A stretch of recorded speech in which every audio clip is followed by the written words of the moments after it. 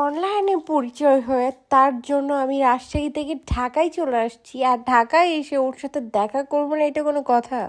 মিরপুর 10 থেকে মালিবাগ চলে আসছি রমনা পার্কে। আসার পর পর ওদের সাথে আমার ফার্স্ট মিট এত সুন্দর হবে আমি ভাবতে পারি নাই। ওদের সাথে আমার প্রায় বেশ কিছু দিনের পরিচয়।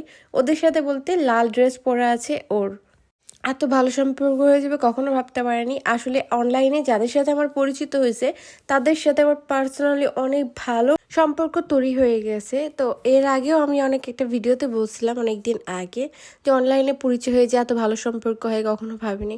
তো এদের সাথেও তাই একই রকম। এদের সাথে এখানে এসে আমরা অনেক গল্প করছিলাম, আর গল্পর ফাঁকে ফাঁকে বিনোদন নিচ্ছিলাম, কারণ এইখানে অনেক ফানি টাইপসের ভিডিও করছিল সবাই, যেগুলো দেখে আমরা অনেক মজা নিচ্ছিলাম।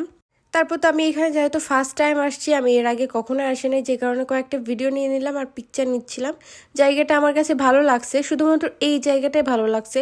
তাছাড়া পুরো জায়গাটায় আমার কাছে মনে হচ্ছে বেশি একটু গ্যাঞ্জাম, বাট গ্যাঞ্জাম তো থাকবেই, সব জায়গাতে তো সবাই ঘুরতে যায়। আর এই জায়গাটা ফাঁকা থাকলে আরও বেশি সুন্দর হতো। আসলে আমি গেছিলাম সন্ধ্যার সময়, আর মেট্রোতে আসছিলাম, তার জন্য তাড়াতাড়ি আসতে পারছিলাম, কিন্তু বাসা থেকে দেরি করে বের হয়েছি শুধুমাত্র মেট্রোর জন্য। তাড়াতাড়ি ওদের সাথে সন্ধ্যার আগে দেখা করতে পারছি। তারপর তো ওদের বাসায় নিয়ে যাবে আমাকে।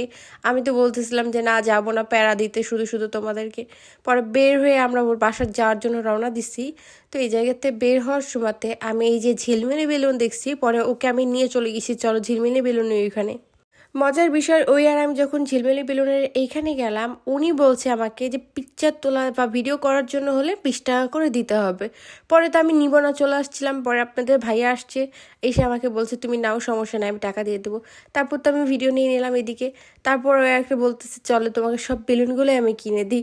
বাট উনি আমাদের কাছে পুরা বেলুনগুলো বিক্রি করবেন না, কারণ অনেক দাম এগুলোর, আর আমি এটা তো পুরোপুরি নিয়ে যে বাসায় রাখতে পারবো না, যে কারণে আমি নিতে চাচ্ছিলাম না, যে নিব না। বাট ওই আমাকে বলছে না তুমি নাও, এটা হাতে নাও, সোজা একদম হাঁটা দাও, তাইলে আর কিছু হবে না, আমি টাকা দিয়েছি। বাট আমি তো কিছুতেই নিব না। তারপর তো আমি ফেরত দেওয়ার পরে যাওয়ার সময় আমি আইসক্রিম দেখতে পাইছি, আইসক্রিম খাইতে দিবেন আমাকে, বাট আমি জোর করে খাইছি। বাকি আমরা সবাই খাইছি, শুধু একজনাই খায় না আইসক্রিম, কারণ ওর ঠান্ডা লেগেছিল। এত জোস ছিল আইসক্রিমটা যে বলার বাইরে। আর রাস্তাটা আমার কাছে অনেক পার্সোনালি ভালো লাগছে। আমি আসলে ঢাকা শহরে সব জায়গাতে ঘুরি নাই, আস্তে আস্তে অনেক জায়গায় ঘোরা হয়ে গেছে। এটা তো অনেক দিন আগের ভিডিও, এর জন্য আমি বলতে পারছি যে আগে আমি অনেক জায়গা চিনতাম না, বাট এখন অনেক জায়গা চেনা হয়ে গেছে। আর অনেক জায়গাতে ঘুরে আড্ডা দিয়ে অনেক ভালো লাগছে। ভাবছি যে আমি ঢাকাতেই সেটেল হয়ে যাব। কি বলেন আপনারা, বলেন তো? আমি এর আগে অনেক ভিডিওতে বলছি যে আমি ঢাকাতে সেটেল হয়ে যাব। আসলে কি সেটেল হয়ে যাব? দেখা যাক আল্লাহ ভাগ্যতে কি রাখছে, যে ঢাকাতেই চলে আসবো নাকি। তো সবাই ভালো থাকবেন। এই পর্যন্ত ছিল ভিডিও। নেক্সট ভিডিওতে আবারও দেখা হবে। ঢাকার অনেক ভিডিও করছি যেগুলো আপনাদের সাথে শেয়ার করবো। তো সবাই ভালো থাকবেন। আল্লাহ হাফিজ।